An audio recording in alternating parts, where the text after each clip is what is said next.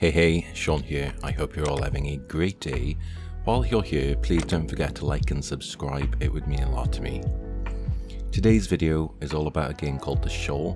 I picked this up during the Steam Summer Sale after noticing it on the store a while ago. I love horror games and ones that are inspired by Lovecraft are a bonus. There isn't a massive amount of games that deal with this kind of horror, so this seemed like a surefire hit for me. The game definitely falls into the walking simulator genre, which I'll admit I have a bit of a soft spot for too. I appreciate a game that you can complete in a sitting or two while also being focused on a shorter and tighter narrative than you would say with an open world RPG. So I'll be giving this game a little review and giving my overall impressions of what I thought. The game isn't the longest, so I won't be going super in depth with everything and picking it apart. That said, let's just get into this, starting with the plot. The story sees you fill the shoes of a fisherman called Andrew who has washed up ashore on an island and is in search of his daughter Ellie. Along the way you pick up various notes and clues which gradually build the story of the island. Things are definitely amiss as you come into contact with a disembodied voice who begins to guide your way, all in promise of reuniting you with your daughter.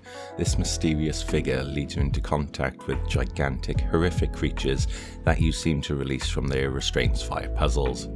The plot leads you through dark and terrifying locations, pitting you against even more creatures that seem intent on killing you, all alongside some slightly expected twists that suggest the figure guiding you isn't altogether what they seem. So, will Andrew be reunited with his daughter? Hopefully, I haven't butchered the plot too much as I've tried to keep it vague without really revealing much more. Like I said earlier, the plot is revealed through notes as well as what we experience as we play. While the plot isn't necessarily groundbreaking, it does more than enough to keep the wheels turning for you to progress. The game isn't nearly long enough for you to start questioning the motivation of characters or why they believe what they believe before the final twist takes place. I quite enjoyed the story. I think there's enough unresolved mystery to keep me thinking for a while after the game had ended to ponder the consequences of our actions. Of course, I would have liked more in terms of plot, but for an hour or two, it does its job. Especially without making it feel cramped, there's breathing room in here, which allows you to soak up the eerie atmosphere it creates. Gameplay here is somewhat bare bones, but that is somewhat expected from the walking simulator genre at this point, which focuses more on atmosphere and storytelling as opposed to being full of game mechanics. The game mainly plays out through exploration of the environment, which is rather linear in scale, which fortunately results in you very rarely getting lost going from objective to objective, like you might in other walking simulators that are pretty open, Firewatch for example. There are multiple puzzles throughout the game which didn't really offer challenge, they just felt like you were going through the motions except for one that felt frustrating. That particular puzzle, if you can call it that, had you selecting small white shapes poking out of a centerpiece. Once all three were selected and pushed in, it would spawn a white orb. When the white orb would spawn, you'd have to put it into a hovering face up to 4 times. You then had to do this again on the other side of the path. This took the longest because it wasn't really clear at the start and was very tedious. I'd say the rest of the puzzles were rather straightforward, lacking any real challenge. Challenging puzzles would have definitely remedied the short playtime. As you progress in the game, you do eventually get a weapon, which is also something you use to solve some of these puzzles. This was a welcome addition to the walking simulator genre, which rarely introduces any form of combat. You are usually running away from enemies, which you do here, but at least you have some sort of defense to push back with. But on the topic of these chases, I found them to be slightly irritating at times, as you'd often have to stop and shoot to stall them, and then run away and repeat as you make your way through the level.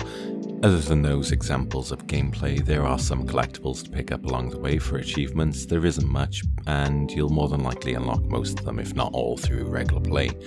Graphically, this game looks great for an indie title. Its environments take center stage during the beginning of the game. The beach environments look great, although there is somewhat of a rough edge if you look too closely at the rock and tree areas. I think they went a little overboard with certain things like shells, which felt copy and pasted everywhere. I mentioned trees, they seemed really out of place. They would be more suited to a tropical rainforest. Obviously that's not the style they were going for here, but I couldn't stop thinking of how they looked like the ones from Ark, which I'm pretty sure uses the same engine, so it wouldn't surprise me if the same assets were used. The game really shows off its visuals with the creature designs, which all seemed very well designed and unique. I'd go as far to say all of the monsters I encountered in this game were very memorable and was absolutely the highlight of the game. For such a small development team, there is a massive attention to detail with creatures. I just wish some of these had more time to be showcased in the game. The high quality of the creatures doesn't surprise me at all though, as the developer is a 3D character artist and it absolutely shows. Audio in this game was somewhat of a mixed bag for me. There were a few instances where the game's dialogue was drowned out by certain swells of the score. It's not a major issue, more of a frustration which was softened by my use of subtitles in game, but I could see this being an issue for some people. I found the quality of the voice acting itself to be quite decent. The voice acting of the entities and creatures sounded fine, although judging by the credits, the game creator did some of those voices too. The main character's voice acting might not be of the highest quality, but it certainly did the job. It was never a sore point for me. I will say Andrew's voice actor was very clear throughout, especially while reading the notes we'd pick up along the way. However, the one piece of voice acting I did find jarring would be Andrew's daughter Ellie, who had a very different accent to Andrew's American accent, and it felt a little jarring, even though it was only for a tiny portion of the game. The background score does a fine job here to create atmosphere and tension, and definitely elevated certain parts of the game when it needed to be. I wasn't necessarily expecting such a strong score in a game like this, but the quality was a welcome surprise. I really liked a lot of the sound design in the game, even if it did feel a little wonky at times. Overall, I had a pretty enjoyable experience with this game, and I can appreciate how much effort was put in by the lead developer. There are certainly issues with the game where it does feel a little rough around the edges, but I can't hold that against it, considering this was the work of just a few people. For what the game is priced at, I'd say it's somewhat reasonable to ask for when on sale, as you might only get 1 or 2 hours out of it like I did. I think the most disappointing aspects here is the replayability of the game, which offers very little incentive to dive back in.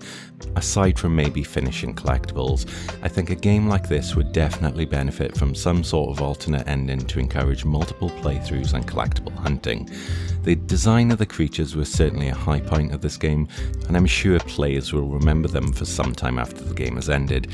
I feel that some of the weaker parts come from irritations of the gameplay, like the creature chases and lack of puzzle complexity. My criticisms with this game are mostly small, and I couldn't think of anything I strongly disliked outright. If boiled down, a lot of my criticism would more than likely be solved by polish and the refining of core gameplay. As it is this a game that I'll carry with me in memory for a long time like other games in the horror walking simulator genre have? Probably not, in all honesty, but was this game an enjoyable way to spend an afternoon? It certainly was. I have no regrets with my time spent here or my purchase. It's just the sum of its parts never really come together to inspire awe like some of the creature designs should demand.